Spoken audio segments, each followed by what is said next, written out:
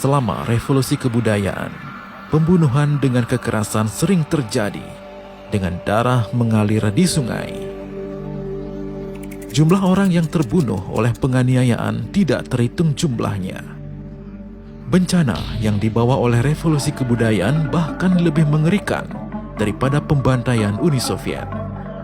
Ciri terbesar revolusi kebudayaan adalah partisipasi publik.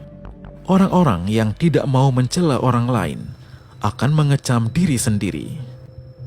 Selama pembantaian Stalin, orang-orang dikirim ke kamp konsentrasi Gulag. Ini adalah penganiayaan yang ditujukan pada tubuh fisik seseorang. Sebagai perbandingan, revolusi kebudayaan yang diciptakan oleh Partai Komunis Tiongkok atau PKT menggunakan cara yang hampir sama seperti yang dilakukan Stalin, bahkan lebih daripada itu, yaitu pembunuhan terhadap fisik dan mental. Tidak hanya jumlah korban yang lebih besar, seluruh bangsa menjadi korban. Orang-orang yang berpartisipasi dalam pembunuhan itu bukan hanya algojo polisi, tetapi juga kolega, bawahan, siswa, teman, tetangga, dan lain-lain. Jika mereka tidak berpartisipasi dalam sesi perjuangan, mereka akan terdaftar sebagai simpatisan musuh kelas, menunjukkan pendirian yang tidak stabil, dan segera menghadapi nasib yang sama.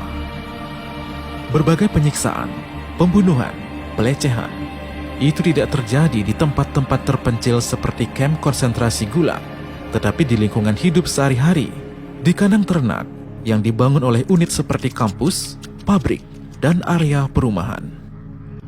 Itu bisa terjadi antar kolega, tetangga, guru, dan siswa, bahkan di antara orang-orang keluarga tercinta. Suami mengecam istri, anak-anak mengecam orang tua adalah fenomena yang biasa. Orang biasa harus menunjukkan partisipasi aktif. Jika tidak, mereka akan dianggap sebagai orang dengan pendirian tidak jelas.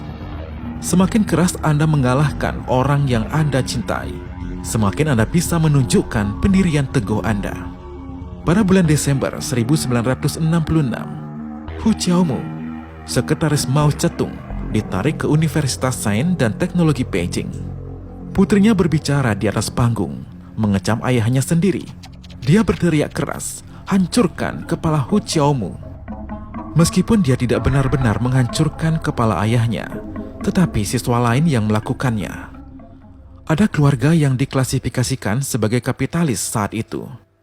Kedua orang tua itu hampir dipukuli hingga mati oleh pengawal merah yang juga masih memaksa putranya untuk memukuli orang tuanya. Anak lelaki itu menghancurkan kepala ayahnya, dan setelah itu ia kehilangan kewarasannya. Partisipasi nasional dalam kampanye politik ini berarti setiap orang dapat mengkritik dan mengecam orang lain. Etika keluarga hancur dan sistem moral runtuh. Orang-orang mengadopsi pendekatan ekstrim untuk mengekspresikan kesetiaan mereka kepada partai. Moral manusia menurun drastis. Anti-tradisi menjadi tren sosial, membentuk pemberontak yang disebut budaya partai. 各位同志，就算佢係你嘅父母，或者係兄弟，都要劃清界線。我哋要做毛主席嘅好兒女。